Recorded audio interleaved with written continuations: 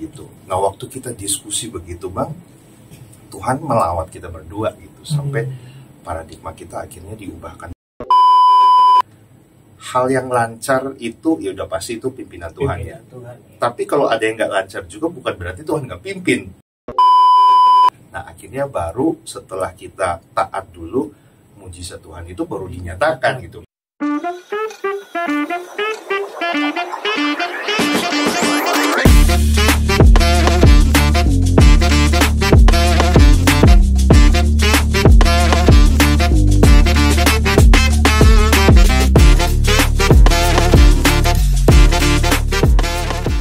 Suara Gracia FM, The Sound of Life.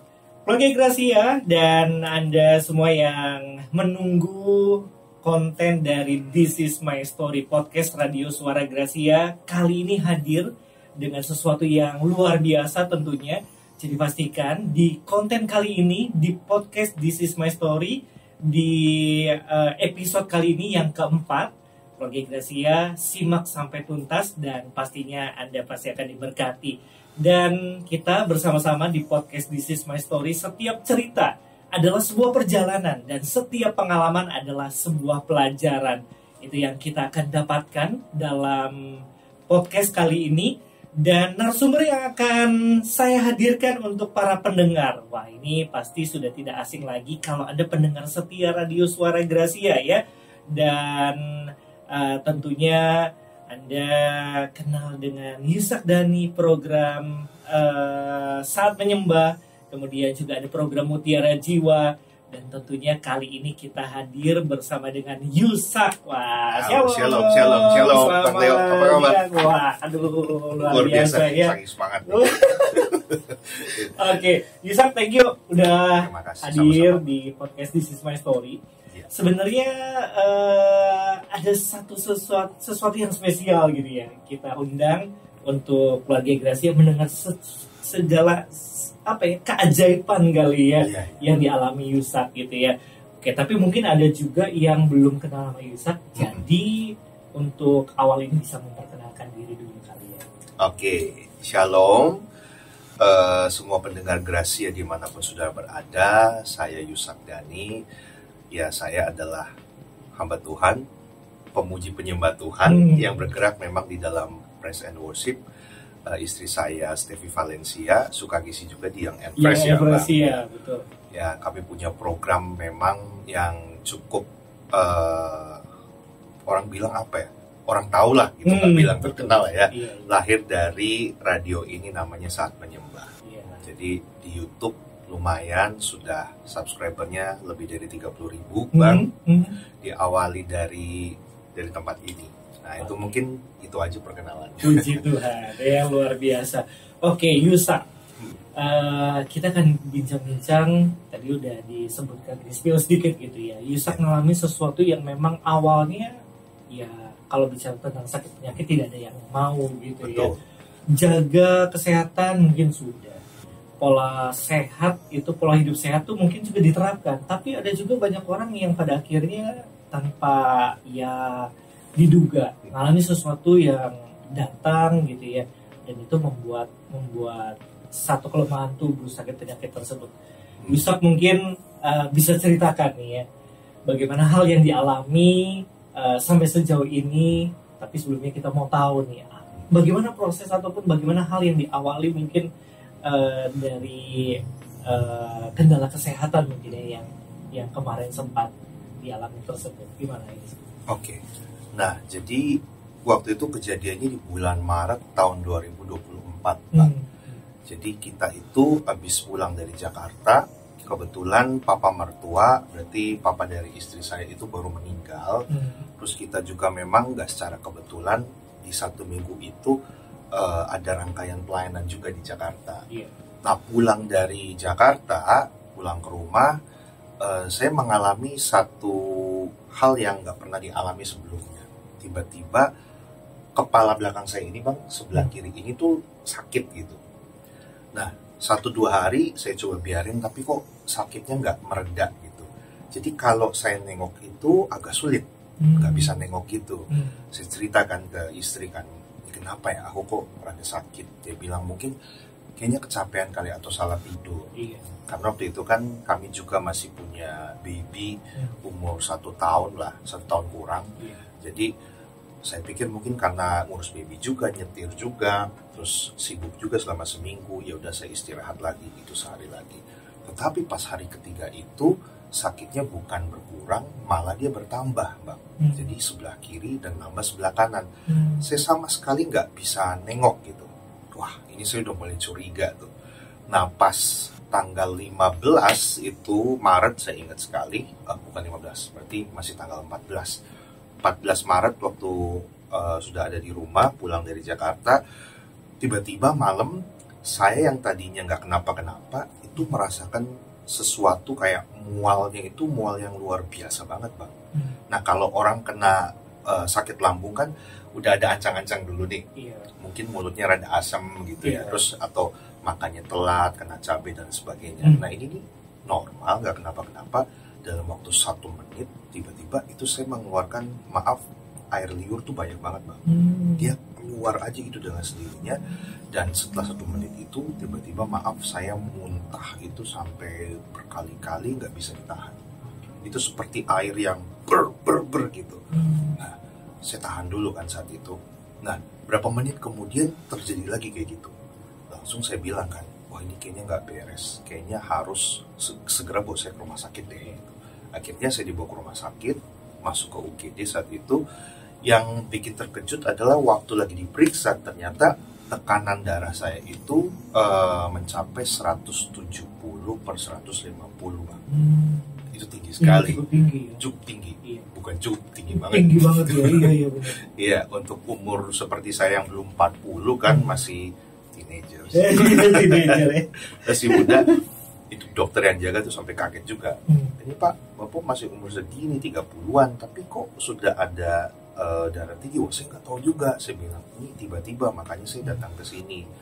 Nah, akhirnya sudah tuh serangkaian tes semua coba dites, sampai saya di CT scan gitu, Bang. Nah, akhirnya keluarlah diagnosis. Ternyata, oh ya, setelah itu semua pemeriksaan, Bang, saya ditindak namanya itu DSA. Langsung gitu ya? Beberapa hari tapi setelah tekanan darahnya itu berhasil diturunkan. Jadi saya hitung selama 1 minggu di rumah sakit itu saya kan dikasih obat penurun darah, terus darahnya juga supaya nggak terlalu kental gitu, Bang. Nah, setelah itu hari ke-7 saya ingat baru saya ditindak DSA. Saya kaget juga sampai harus ditindak DSA. Mungkin saudara ada yang tahu atau belum tahu, DSA itu dalam bahasa awamnya tuh cuci otak gitu ya. Itu dipopulerin sama dokter Terawan. Jadi caranya itu selang kateter itu masuk ke pembuluh darah yang ada di paha sini, paha sini, paha sebelah kanan, terus dia masuk naik sampai ke sini, Bang. Iya, belakang otak sini. Nah, setelah dilihat di DSA, ternyata saya itu mengalami stenosis atau penyempitan pembuluh darah belakang sebelah kiri sebanyak 37%, Bang. 37%? 37%. Dan menurut dokter itu lumayan juga. Dokter bilang, Pak, ini telat beberapa jam atau sehari, itu akibatnya Bapak bisa langsung stroke loh. Pembuluh darah bisa pecah. Makanya saat itu saya sakit sekali karena ternyata, Bang, darahnya pas lagi kental itu saya. Nah, terus pasokan darah sama oksigen itu nggak bisa naik secara maksimal ke otak gitu. Makanya saya rasain sakit kepala, bahkan sebelah kiri nih, Bang ya. Saya pegang gini doang nih, ini sakit banget, nyeri banget. Kerasa gitu banget ya? Di luar kerasa banget. Nah, pas di CT scan sebelum DSA itu kelihatan agak bengkak kepala saya karena penyempitan itu. Nah, terus dokter bilang penyempitan ini terjadi karena kelainan bawaan. Karena saya kan dulu lahir prematur, Bang. Lahir prematur, beratnya cuma 1,4 kilo. Mungkin secara fisik luar kelihatan oke, sempurna. Tapi ternyata ada bagian dalam ini pas saya kenanya di pembuluh darah itu yang kurang sempurna. Jadi ada penyempitan sebanyak 37%. 37% ya. Nah, dan kalau sampai terlambat itu, seperti ada yang dokter bilang gitu ya, kayaknya risikonya lebih besar gitu ya. Betul. Gitu ya. Lain cerita jadinya, bukan my story lagi. Oke, bisa ketika sudah proses beberapa hal yang udah dilewati gitu ya, sampai tindakan juga yang sudah dilakukan oleh tenaga medis gitu ya.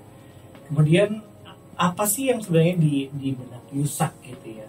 Hal-hal yang kadang-kadang kan orang sakit gitu ya, apalagi terus rumah sakit di beberapa hari dirawat secara intensif gitu ya. Kadang-kadang ada hal yang, waduh, gua gimana nih gitu ya? Gimana ya nanti ke depannya gitu, dengan semua hal yang ajaib lah ya, keluarga Yusak dan Steffi juga berkati dengan kehadiran seorang putri gitu ya, masih kecil, rasanya kan sesuatu yang datang itu bukan sesuatu yang kayaknya baik gitu ya. Gimana Yusak? Mungkin ada hal-hal yang mungkin justru melemahkan gitu ya, membuat Yusak juga kadang-kadang kayaknya aduh gua harus gimana nih ke depannya, gimana? Nah, puji Tuhannya Bang, jadi selama saya ada di rumah sakit itu saya lumayan sukacita karena setiap waktu, setiap hari itu ada banyak teman-teman, rekan-rekan yang nengok, datang, menguatkan, termasuk abang juga kan, bersama dengan seluruh kru Suara Gracia datang untuk nengokin. Nah itu yang membuat saya itu jadi sukacita, dan saya menjadi seakan-akan lupa kalau saya sebenarnya lagi sakit. Nah itu, jadi makanya kalau ada orang sakit memang butuh support sih Bang ya. Iya, itu sangat membantu sekali. Kan non-stop tuh. Begitu tamu satu udah selesai, belum selesai udah datang lagi. Jadi nggak ada kesempatan bagi saya untuk berpikir yang aneh-aneh lah. Nah justru hal negatif itu, intimidasi itu muncul pada waktu saya sudah pulang ke rumah Bang. Bukannya justru selesai gitu pulang ke rumah gitu ya, terus kayaknya wah udah beres nih gitu ya. Nah harusnya Bang, tapi justru itu yang ada di benak. Betul gitu ya? Betul, karena pas waktu pulang ke rumah kan dokter ngasih tahu ya sebelum pulang itu kan, oke Pak, jadi keadaannya dia bilang Bapak harus mengurangi semua aktivitas 50% lah dari biasanya. Terlebih lagi setelah DSA itu kan sekitar 2 mingguan tuh Bang, saya agak susah jalan kan, nyeri kaki sebelah kanan ya, terus alat itu, dan masih ada endapan darah gitu Bang, jadi kaki itu biru gitu. Nah itu seminggu saya naik tangga nggak boleh, terus jalan juga nggak boleh terlalu banyak, ngangkat beban pun maksimal 3 kilo nggak boleh lebih, jadi nggak boleh gendong bayi tuh. Oke, ini bicara seorang perasaan ayah gitu. Iya. Pengen dong gitu ya. Gimana ya waktu itu? Itu sedih, makanya saya bilang kan waktu di rumah tuh mulai, aduh ternyata sakit yang saya alami itu serius juga loh ya. Apalagi kan bayi kan dia nggak ngerti Bang. Udah lama saya di rumah sakit seminggu kan, karena anak kecil nggak boleh ke rumah sakit kan. Ya pas saya datang dia minta gendong, saya nggak boleh kan, nangis dia. Nah jadi akhirnya sedih juga, aduh ya juga ya Tuhan, ini masih 1 minggu loh ke depan saya nggak bisa gendong dia. Nah saya nggak tahu juga nih nanti 2 minggu selanjutnya bagaimana gitu, apakah saya sudah oke atau belum gitu Bang. Nah itu yang membuat saya mulai sedih, terus terintimidasi lah sama kata-kata iblis itu kan. Hayo lo sakit gitu kan, terus setiap hari harus minum 6 macam obat, nggak boleh bolong, dan itu sebenarnya ada efeknya loh Bang, obat itu. Apa tuh? Jadi saya bulan kedua itu mungkin efeknya obatnya karena mungkin terlalu keras kali ya, jadi maaf kalau saya buang air besar BAB, itu darah segar selalu keluar. Itu netes loh Bang. Iya, sampai sebegitunya ya. Jadi ya dengan keadaan seperti ini terus saya harus jaga makan kan, sampai kan waktu itu turun dari 82, timbangan saya turun jadi 76 tuh Bang. Ya, belum lagi kalau ketemu sama orang, wah kurus banget kurusan. Nah itu nambah beban juga sebenarnya. Wah ini karena kan biasanya ngomong gitu. Ya? Iya. Nah itu jadi benar-benar Tuhan izinkan kayak semuanya tuh hal saya diuji gitu ya. Terus Tuhan bilang, ayo bisa nggak coba bersyukur dan tetap sukacita dalam keadaan seperti itu. Gitu. Jadi sesuatu yang datang intimidasi itu ketika di rumah gitu. Betul. Ya, menghadapi segala sesuatu, aktivitas yang bisa dilakukan sekarang sudah terlihat harus mengurangi 50% itu ya. Betul. Oke. Hal apa sih sebenarnya yang dilakukan ketika pemulihan Yusak habis dari rumah sakit? Apakah mungkin selain obat gitu ya, kemudian ada hal-hal lain yang dilakukan mungkin, atau saya penasaran ya, ada rasa kecewa nggak sih sama Tuhan? Misalkan pelayan mimbar ya, sering worshiper juga gitu ya. Apakah ketika pulang juga akhirnya bagaimana dengan intimasinya sama Tuhan gitu? Nah, pada waktu pemulihan itu yang saya lakukan ya selain jaga pola makan ya Bang, jaga pola hidup. Jadi semua makanan tuh diubah, kayak setiap hari itu saya harus ada makan salad gitulah. Jadi makanan yang sehat 2-3 porsi. Terus kalau mau makan apapun harus dilihat dulu, lebih baik yang rebus, jangan yang goreng. Kalaupun mau goreng harus bikin sendiri, dan itu minyaknya harus minyak yang baru, nggak boleh dipakai 2-3 kali. Dan itu setiap hari Yusak terus gitu. Harus, karena kan kalau enggak nanti takutnya ada serangan lagi Bang. Bisa serangan stroke malah, berbahaya gitu kan, karena sudah nyaris waktu kemarin itu. Jadi Steffi istri ya semua persiapan makanannya lebih ribet dari sebelumnya gitu. Nah ya setiap hari pasti doa, menyembah, bersyukur. 2-3 bulan pertama masih aman. Masih aman. Wah, ini yang menarik ya. Habis ini apa ini gitu ya. Pas masuk bulan keempat itu udah mulai rada lelah juga. Lelahnya karena harus ngingetin minum obat setiap hari, jaga makan. Kan mulut ini ya Abang tahu lah ya, kita orang Indonesia tuh banyak makanan tuh pengen kita cobain gitu, tapi nggak bisa makan. Belum lagi keterbatasan fisik. Jadi saya pernah waktu habis pulih itu saya coba untuk memimpin pujian yang biasanya sehari saya bisa 3 kali tuh Bang. Ini pas saya baru mimpin sekali di ibadah gitu, pas turun mimbar itu saya langsung mau pingsan. Kunang-kunang, terus tiba-tiba pandangan udah mau hilang.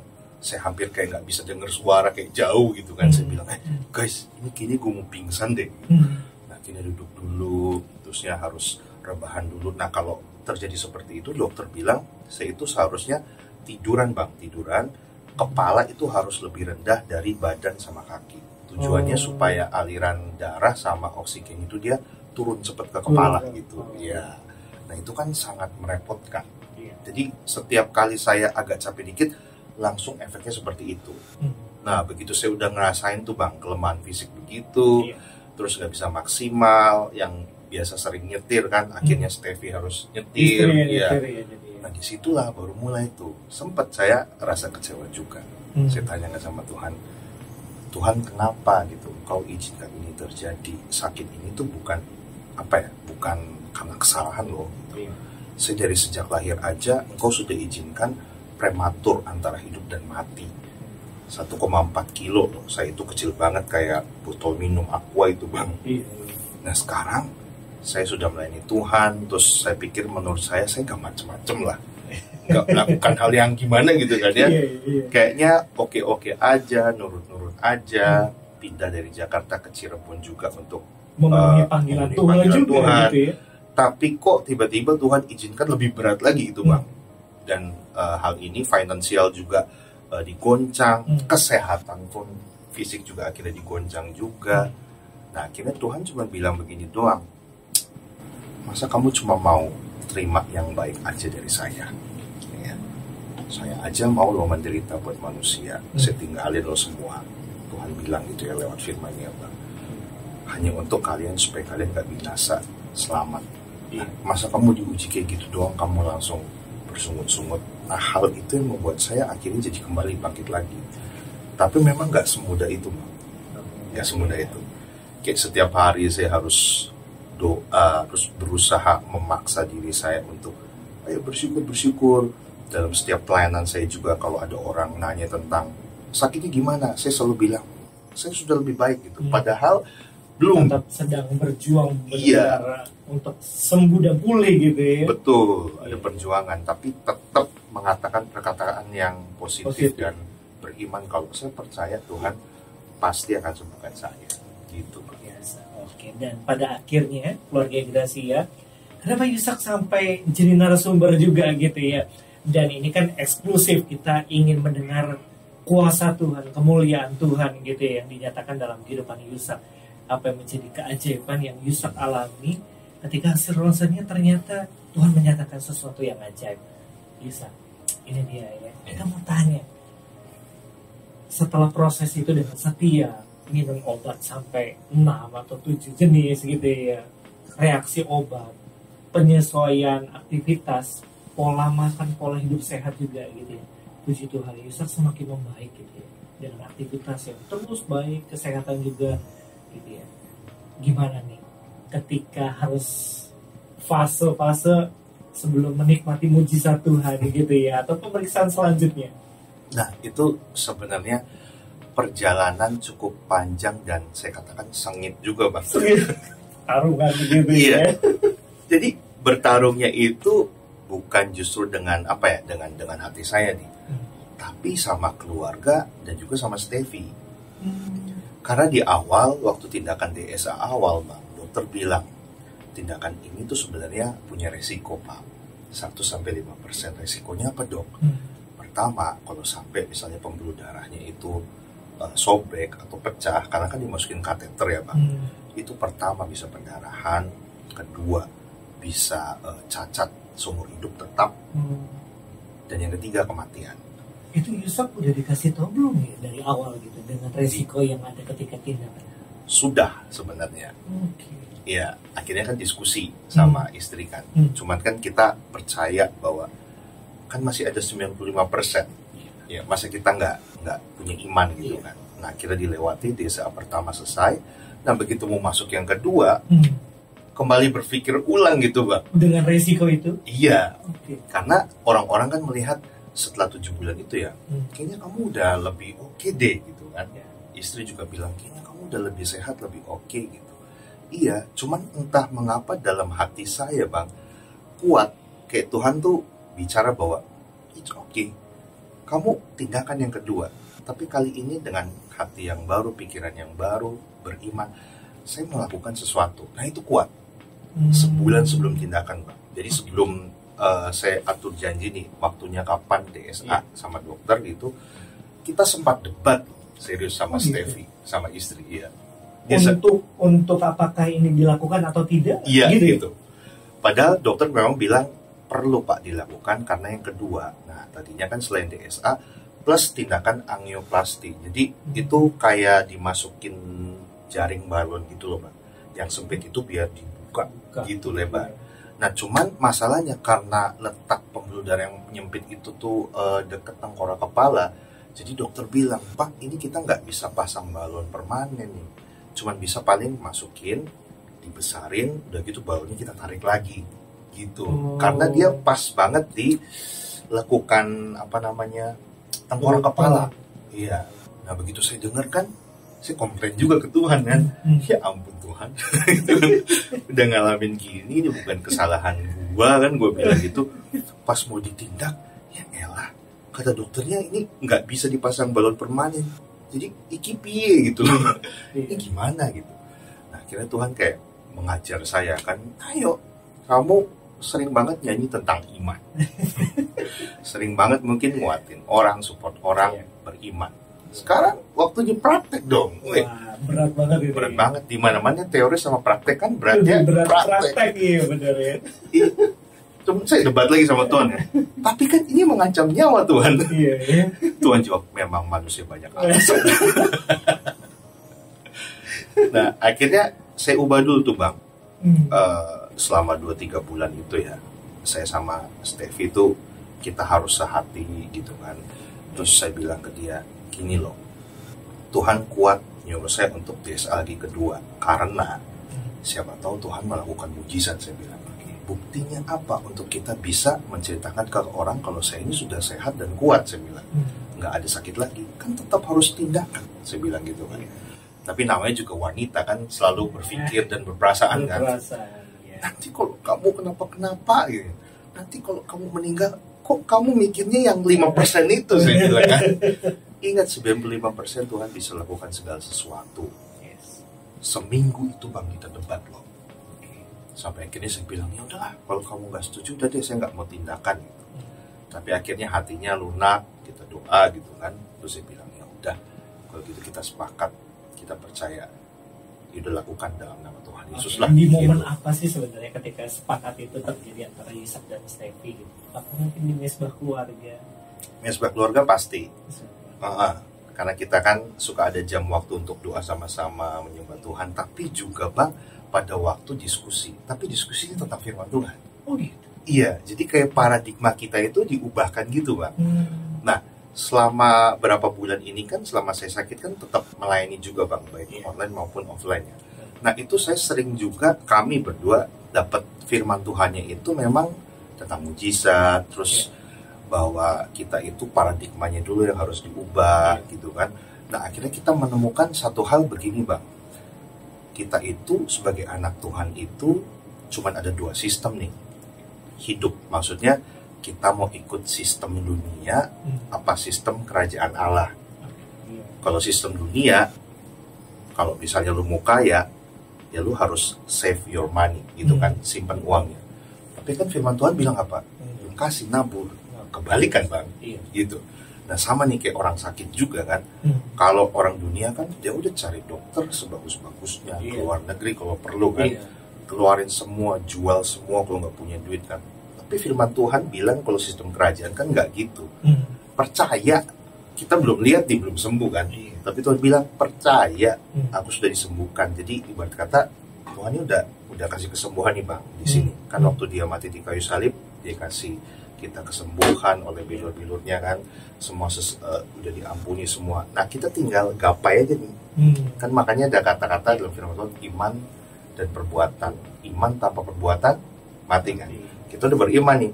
Tinggal tindakannya apa? Yaitu mungkin harus lewat dokter gitu. Nah, waktu kita diskusi begitu, Bang, Tuhan melawat kita berdua gitu, sampai paradigma kita akhirnya diubahkan bahwa oke, kalau itu selama ini nih kita salah. Kita ini lebih ikut sistem dunia nih, khawatir, takut. Dari 100% yang kita percayai 5% kan resiko. Apa enggak yang 95%? Akhirnya kita ubah, udah pokoknya dalam nama Tuhan Yesus kita mau ikut sistem kerajaan Allah gitu. Percaya penuh, ingat cari dulu kerajaan Allah dan kebenarannya. Jadi kita berubah dulu, semuanya akan ditambahkan kepada kamu, termasuk kesembuhan. Nah, itu tuh, Pak. Begitu klik saya sama Steffi kan, oke. Terusnya kita ke dokter, diskusi sama dokter. Dokternya tanya lagi, gimana, Pak? Jadi siap? Kalau enggak apa-apa, dia bilang. Siap, Dok, mantep. Ya udah, akhirnya ditentukan tanggal 28 Oktober itu, Pak. 28 Oktober. Jadi saya masuk tanggal 27 Oktober, 28-nya tindakan. Ya. Tindakannya gimana? Jalannya lancar, kemudian apa yang dikatakan setelah Yusak sadar gitu ya, dan termasuk yang ditunggu dong, ini berhasil gak nih gitu ya? Apakah yang ditakutkan di awal itu justru kayaknya lebih besar gitu, apa akibatnya gitu ya? Gimana setelah selesai, apa yang dialami oleh Yusak? Nah, saya cerita berarti sebelum tindakan nih, Bang. Jadi kali ini agak berbeda nih, karena kan hati udah oke, percaya, apa paradigma udah diubahkan, sepakat juga sama istri kan, Bang ya. Nah, terus saya itu kan dimasukin ke stroke unit namanya, Bang. Jadi itu sebenarnya mirip kayak ICU tapi yang masih sadar. Jadi saya nggak boleh ditungguin sama keluarga. Jadi harus mandiri sendiri. Terus nanti semua perawat yang akan ngurusin. Jadi saya itu nggak boleh beranjak dari tempat tidur. Di situ aja. Dan tidak ada teman gitu ya? Iya, paling kalau ada yang jenguk ya atau nemenin Steffi gitu. Tapi nanti jam 7, jam 8 itu sudah harus pulang dan saya harus tidur sendiri gitu. Jadi maaf, buang air kecil di situ, pakai kateter. Kalau BAB juga pakai pampers. Nggak boleh, saya tuh bangun itu nggak boleh. Jadi harus tidur benar-benar semua dilayani sama suster gitu ya. Nah, yang membedakan adalah karena sudah yakin nih, Bang. Jadi sehari sebelum tindakan itu, pokoknya hati saya tuh saya penuhi dengan apa ya, puji-pujian, saya nyanyi sendiri. Sambil menguatkan gitu. Iya. Terus saya suka banget kan lagunya Don Moon yang God will make a way. Nah itu saya bisa ulang-ulang sampai sejam, Bang. Jadi waktu malam sebelum tindakannya. Dan kayak beriman aja gitu, wih, kali ini tindakannya beda nih Tuhan. Kayak dulu kan meraba-raba tuh, Bang. Sekarang kayak udah mantep, pokoknya Tuhan pasti lakukan sesuatu. Itu kuat aja. Tapi saya nggak expect kalau akhirnya terjadi mujizat gitu. Nah, masuklah tanggal 28 tuh hari Senin, tindakan kan. Masuk. ternyata pas lagi dalam tindakan itu dia bang, hal yang lancar itu ya udah pasti itu pimpinan Tuhan ya. Tapi kalau ada yang nggak lancar juga bukan berarti Tuhan nggak pimpin. Kadang-kadang sulitnya di situ ya manusia ya. Yang nggak lancar tuh nanti nyalain. Iya, gara-gara ini sih. Gitu. Lain gitu ya. Ya, padahal mungkin Tuhan izinkan terjadi mau nguji kita nih, kita bersyukur apa enggak. Ya. Nah, waktu tindakan pertama saya masuk ke ruangan yang bulan Maret ya bang, itu lancar lah. Nah itu kan kateter masuk ke paha kan, berarti kan harus paha dibolongin dong. Iya. Set gitu masuk kelar. Nah pas kemarin itu tau nggak bang, pas sekali masuk karena itu bius lokal ya, bukan total, karena harus sadar untuk merasakan sakit enggak gitu, terus nanti ada ke kiri ke kanan gitu. Oh, diarahkan gitu. Diarahkan gitu, ngerasain apa, ada sensasi apa gitu kan. Itu tusukan pertama gagal. Tusukan kedua gagal juga bang. Tusukan ketiga itu gagal juga dong. Itu saya rasanya udah kalau udah 3 kali udah bukan main-main kayaknya. Iya, nah itu loh kok Tuhan gitu kan. Main-main sih ya sebenarnya. Saya udah mulai keringetan tuh bang. Iya. Dok, bisa nyalain AC lagi nggak? Pak itu AC dingin banget bang. Karena saya mungkin tegang ya. Oke pak, sorry banget. Ini dia bilang paha bapak ini agak tebel, ada lemaknya dia bilang. Hati-hati yang suka makan lemak. Jangan ngalamin ke saya, jangan. Ya. Akhirnya bang, pas tusukan keempat itu nggak berhasil. Tapi itu rasanya memang walaupun dibius ya, namanya kan masuk ya. Saya lihat selang kan, waduh itu udah kena mental dulu. Jadi saya bilang, dok, saya kayak mau pingsan nih gitu kan, udah mulai kayak jauh gitu. Pak sadar gitu kan, entah dikasih doping apa, suntikan apa, jadi saya bisa oke lagi tuh bang. Dan total yang biasanya cuma 45 menit itu kemarin lebih lama jadi 1,5 jam. 1,5 jam. Nah kan udah kena mental dulu tuh, tapi setiap Tuhan kau baik itu saya bersyukur. Nah ini yang luar biasa nih bang, begitu udah masuk diperiksa kan, otak depan belakang kanan kiri semua. Tiba-tiba dokternya teriak di ruang operasi. Jadi situ ada 8 orang total tuh. Pak, dia bilang stenosisnya penyempitannya hilang, dia bilang gitu. Terus saya mikir saya lagi mimpi kali ya, karena bius gitu. Sorry dok, gimana dok maksudnya? Iya pak, ini stenosisnya hilang, dia bilang. Hah, serius dok?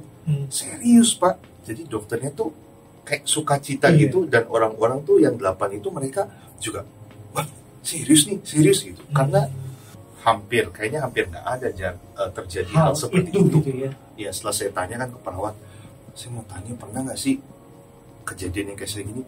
Selama ini belum pernah sih pak, dia bilang. Jadi yang ada udah tindakan, ya udah gitu, harus jaga seumur hidup, penyakitnya tetap ada tapi dibantu sama balon itu. Jadi dokternya bilang, jadi pak ini bapak tidak perlu tindakan kedua angioplasti atau pembalunan itu, karena waktu di SA ini sekarang bapak sudah hilang, dia bilang. Jadi sekarang kita tarik lagi kateternya keluar, bapak bisa keluar dari ruangan ini gitu. Nah terus udah tuh, saya antara percaya nggak percaya bang. Jadi saya itu pas denger itu antara kedinginan, terus lihat pasti kateter itu keluar gitu kan, campur aduk, sama saya nggak percaya mujizat terjadi. Itu saya nahan nangis loh bang, tapi tetap keluarkan air mata. Saya kayak, ya ampun Tuhan terima kasih. Saya nggak nyangka kalau Tuhan itu lakukan mujizat bagi saya gitu. Yang ada di pikiran saya adalah saya dipasang balon, udah gitu balon dikeluarin lagi, udah saya akan hidup jaga seumur hidup gitu bang. Ternyata Tuhan sembuhkan. Amazing. Terus masih di dalam ruangan, waktu itu ada Steffi ya, jadi keluarga dipanggil di bagian monitor sebelah kanan gitu bang. Keluarga Pak Yusak gitu kan, terus dipanggil.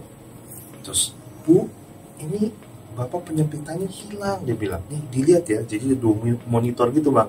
Satu monitor yang waktu lagi Maret itu ada penyempitan, 8 Oktober itu dilihat itu benar-benar pembuluh darah tuh kayak plong aja gitu bang. Kelihatan gitu ya. Kelihatan plong. Nah pokoknya saya langsung katakan bahwa ini memang 100% mujizat. Bukan karena obat, bukan karena saya, bukan karena dokter, enggak. Mereka cuma mau bantu, tapi itu Tuhan mau nyatakan mujizatnya gitu. Wah itu, ya saya ini menahan air mata juga. Karena kalau ingat, wow. Begitu baiknya gitu ya, Yusak ya. Baik banget. Di balik 1 minggu sebelumnya juga hal-hal perdebatan yang terjadi antara Yusak dan istri juga gitu ya. Luar biasa ya, nggak bisa berkata-kata lagi gitu ya. Oke. Ketika itu dinyatakan nih Yusak di depan keluarga, istri juga gitu ya. Apa yang terjadi sih ketika semua sudah didengar gitu ya, sudah disaksikan akan kebaikan Tuhan gitu ya. Boleh dong ceritain sedikit momen-momen itu, suasana yang ada di ruangan itu. Nah, ya udah waktu selesai itu, ya pertama ke istri dulu ya Bang. Iya. Jadi sambil pegang tangan gitu kan, saya bilang, gitu Tuhan nyatakan mujizatnya loh ya. Tapi tetap kita nggak debat gitu, saya nggak mau debat juga. Dia cuma bilang, seandainya kita nggak nurut sama tuntunan Tuhan, mungkin ceritanya beda. Kita kayak nggak tahu nih saya sembuh apa enggak gitu. Yang penting saya sehat, udahlah nggak usah periksa lagi gitu. Karena mama saya, orang tua saya pun melarang saya untuk tindakan kedua ini Bang, karena dia takut resikonya gitu kan. Cuman kan kembali lagi kan, pribadi lepas pribadi kan, pribadi itulah yang ngalamin sama Tuhan. Dalam hal ini kan saya, Tuhan sendiri yang memberikan peneguhan gitu bahwa just do it, lakukan aja gitu, nggak apa-apa, saya akan melakukan bagian saya gitu. Jadi akhirnya waktu ngobrol gitu, kita kayak sama-sama terbuka. Oh iya ya, saat kita mau nurut gitu ya, taat sama tuntunan Tuhan, terus yang paling penting aku suami istri memang sehati. Memang harus sehati ya. Nggak bisa tuh kalau misalnya suaminya lain, istrinya lain, kayaknya Tuhan mau ngasih mujizat susah jadi gitu ya. Dalam segala aspek juga mungkin ya Yusak ya. Iya tuh Bang. Jadi kan berarti waktu sehati kan harus saling merendahkan hati kan.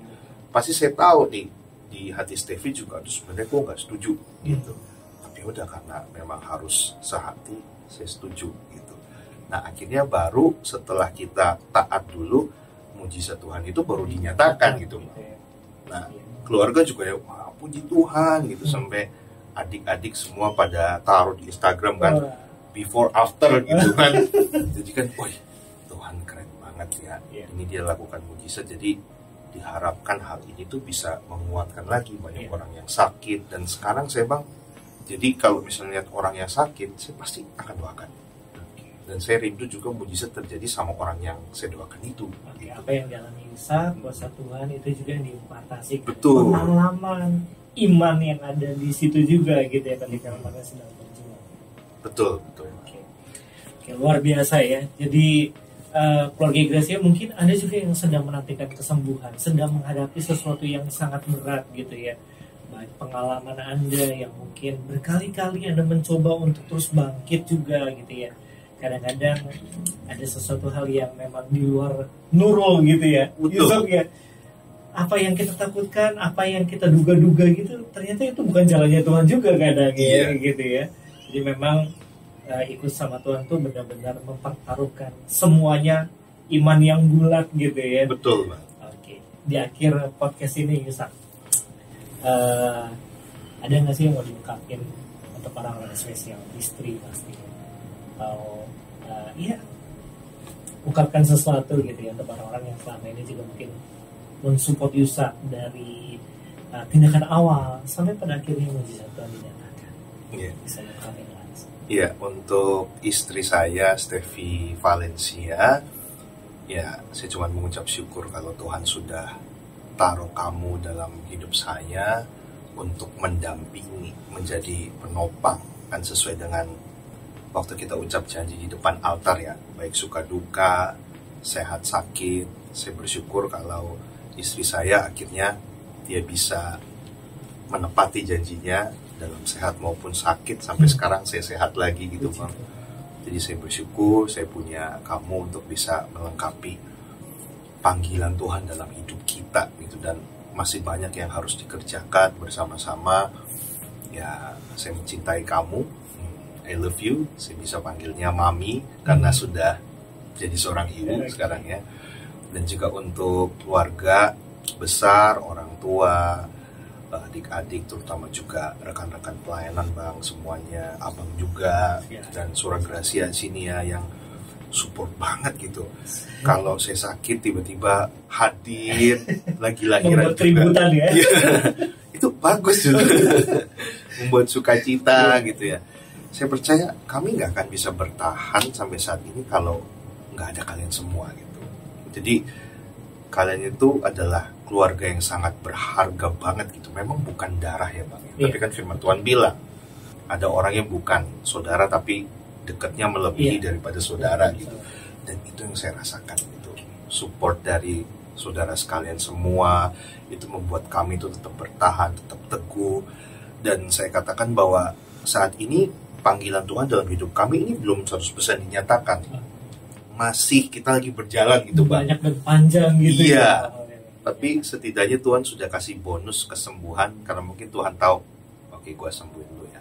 Karena lu lebih banyak kerja lagi buat gue. Waduh. Luar biasa ya. Jadi saya ucapin terima kasih pokoknya buat semuanya, supportnya. Kalau bukan tanpa support dari kalian semua mungkin kita nggak sekuat ini gitu ya. Terima kasih. Oke, jadi luar biasa ya Yusak, thank you banget sudah hadir dan memberkati di program podcast This Is My Story ini. Memang seperti tagline kita ya, di setiap cerita yang Yusak ceritakan ada perjalanan yang mungkin meneteskan air mata, mempertaruhkan iman gitu ya, rasanya kekhawatiran, ketakutan gitu ya, ada di situ juga gitu ya. Tapi tetap terus melangkah gitu ya. Dan dengan pengalaman Yusak ini kita memang berharap ya seluruh pendengar yang menyaksikan lewat YouTube channel juga ada sebuah pelajaran, ada sebuah value kehidupan untuk kita dapatkan dan terus mengenalkan Tuhan. Oke, bisa mungkin ada closing statement untuk semua yang menyaksikan podcast ini sebelum kita closing? Iya, kalau dari saya paling ini saudara, jangan pernah lihat keadaanmu saat ini, apalagi kalau saat ini kita sedang berada di bawah ya, ujian, cobaan sedang dialami. Tapi satu hal yang harus selalu ingat bahwa rancangan Tuhan itu tidak pernah gagal dalam kehidupan setiap kita. Sehingga kalau kita paham hal itu, kita akan tetap lihat ke depan terus, lihat ke Tuhan terus gitu. Walaupun sekarang kita mungkin belum lihat jalan. Tapi itulah iman, that's faith, yang mendewasakan kita. Dan iman kan butuh proses ya, nggak bisa, ya Tuhan saya beriman, langsung jadi, nggak gitu. Tapi butuh proses cukup panjang dan nanti at the end kita bisa lihat, oh ternyata cara kerja Tuhan begini dalam hidup saya gitu. Jangan pernah mundur pokoknya iman kita kepada Tuhan, karena Tuhan aja gak pernah mundur untuk tolong kita, mengasihi kita, sampai pada akhirnya nanti kita ketemu sama Tuhan, sang iman itu sendiri. Tetap semangat buat kita semua. Oke, baik, luar biasa ya. Saya udah mendengar beberapa hal yang hari ini kita bisa pelajari ya. Lewat podcast hari ini kita terus dibangkitkan gitu ya. Dan saya percaya Yusak juga ya, sama Steffi dipakai dulu dengan luar biasa oleh Tuhan. Program Saat Penyembah yang terus mengudara juga di radio ya. Ada hal yang ajaib tahun depan ya, mudah-mudahan terus bisa memberkati tidak hanya pendengar Suara Gracia, ada yang menyaksikan dimanapun ya. Yusak seorang worshipper juga. Ada banyak hal yang Tuhan sudah kerjakan lewat talentanya juga, biar tentunya banyak orang yang diberkati dan pelayanan Yusak juga dan Steffi ya. Thank you Yusak. Terima kasih. Wah, luar biasa. Sama-sama Pak. Oke, bagi Gracia, Anda yang menyaksikan podcast This Is My Story, kita akan kembali hadir dengan narasumber lainnya. Jadi pastikan Anda bisa share linknya untuk banyak orang lagi diberkati dengan setiap cerita yang dibagikan di podcast ini. Dan tentunya saya akan terus hadir dalam podcast This Is My Story. Setiap cerita adalah perjalanan dan setiap pengalaman adalah pelajaran. Saya dari Yusak pamit. God bless you all. God bless you all.